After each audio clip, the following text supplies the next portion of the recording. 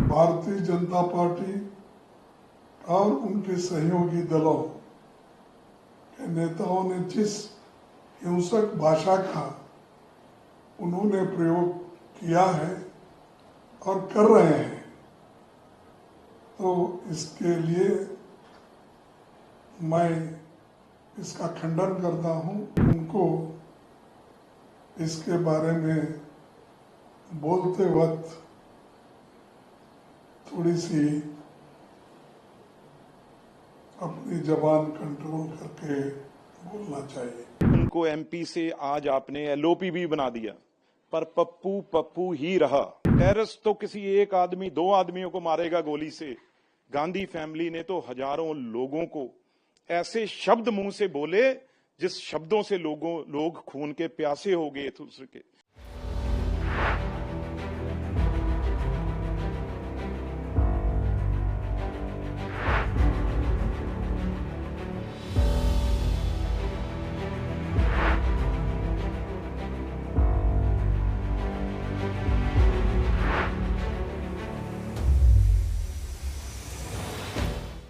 उनका ध्यान लोकसभा में नेता प्रतिपक्ष श्री राहुल गांधी जी के खिलाफ बेहद अपमानजनक, हिंसक, अशिष्ट बयानों की तरफ उनका ध्यान खींचना चाहता हूं।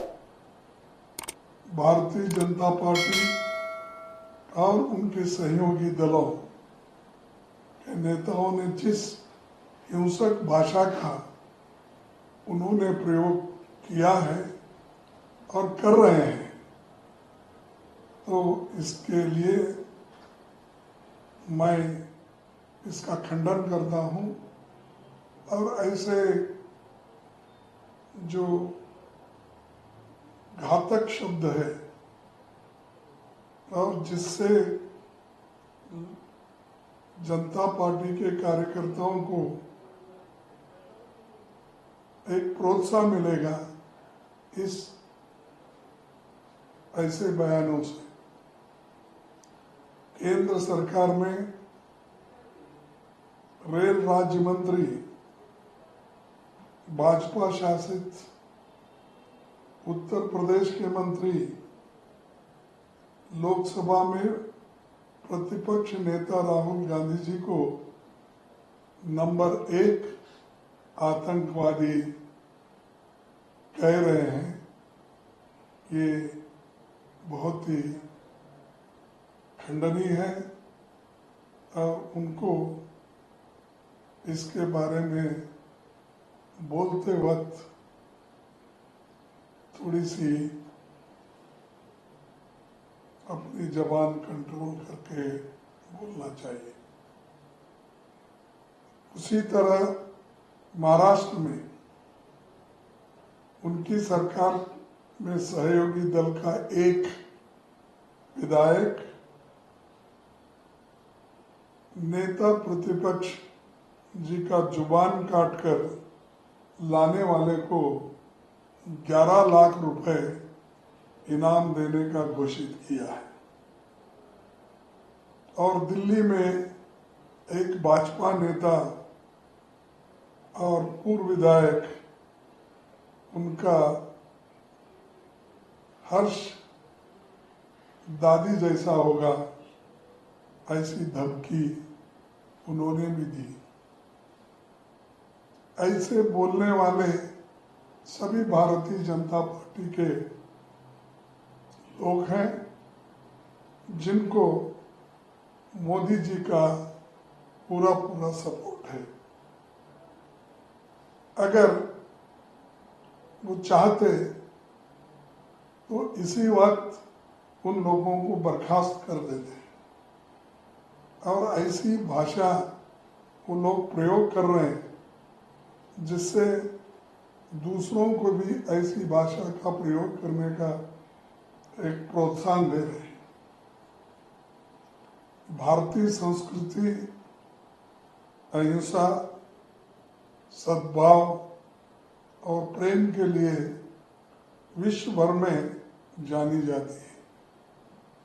यही हमारी राजनीति में मानक के रूप में स्थापित भी किया है। महात्मा गांधी जी हमको सिखाया है कि हम लोगों को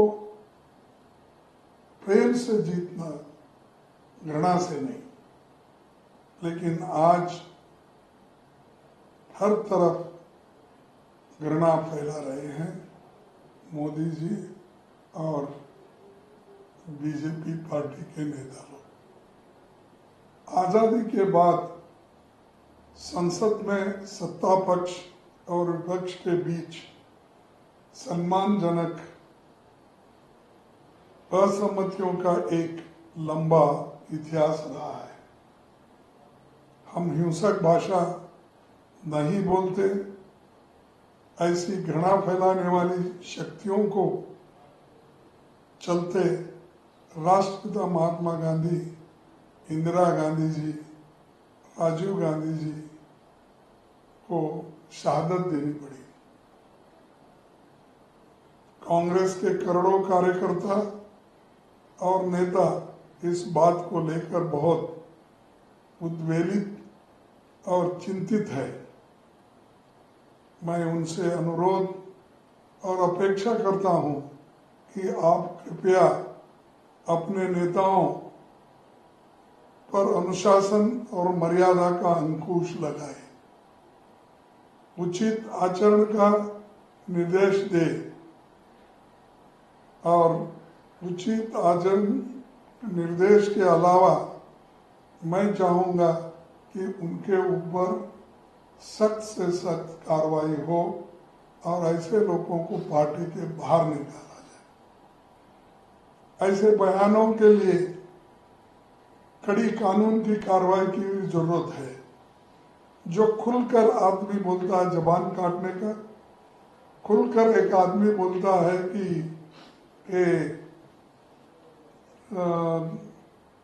टेररिज्म की बात करता है और नंबर 1 आतंकवादी है, ये बात करता है।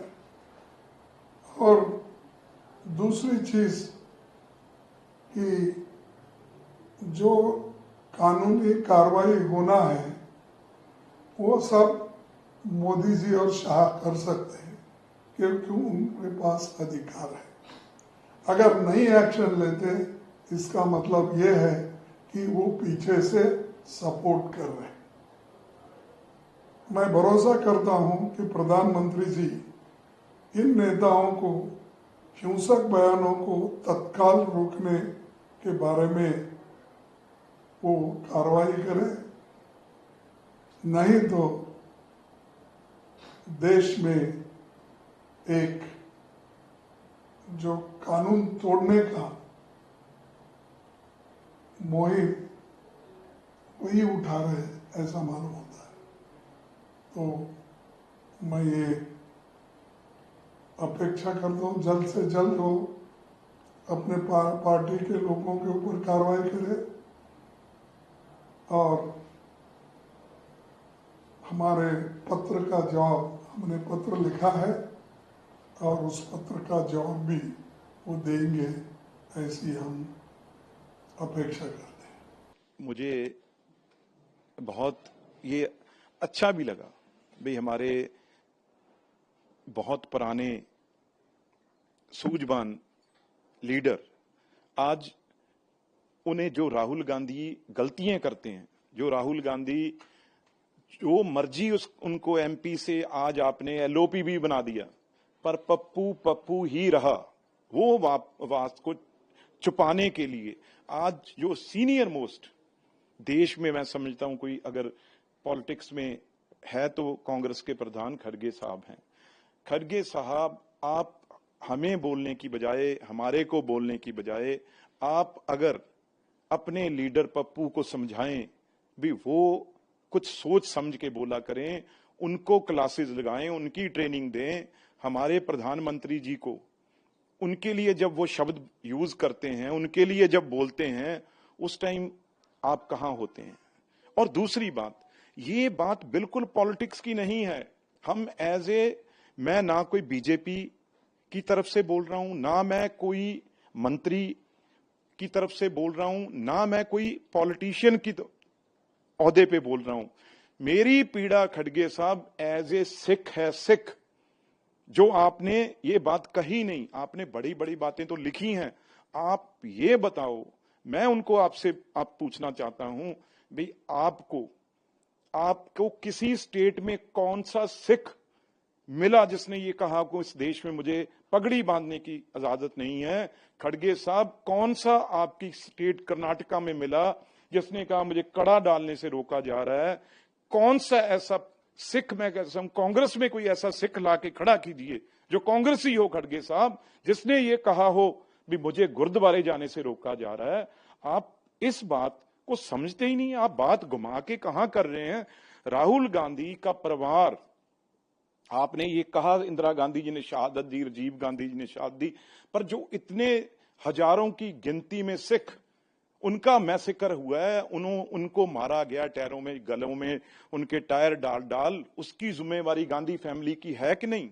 उसके बारे में मैं आपसे पूछ रहा हूं, बताइए भी पंजाब में जो लहू लहान धरती हुई, 35,000 लोग शहीद हुए, हमारे दरबार साहब गुरुद्वारे पे इंदिरा गांधी जी ने टैंक, गोले, आपकी पार्टी के जो वो भी प्राइम मिनिस्टर थे किसी टाइम, हमारा अकाल तख्त साहब, गोल्डन टेम्पल ढह ढेरी हो गया। इस दिल्ली में आपकी पार्टी, आपके लीडरों के कहने पर, राजीव गांधी जी के, दिल्ली में लोगों को गली गली, बाजार बाजार, उनके घर जला दिए गए, उनकी दुकानें, उनका कारोबार, उनके ट्रक और उनके परिवार जला दिए गए।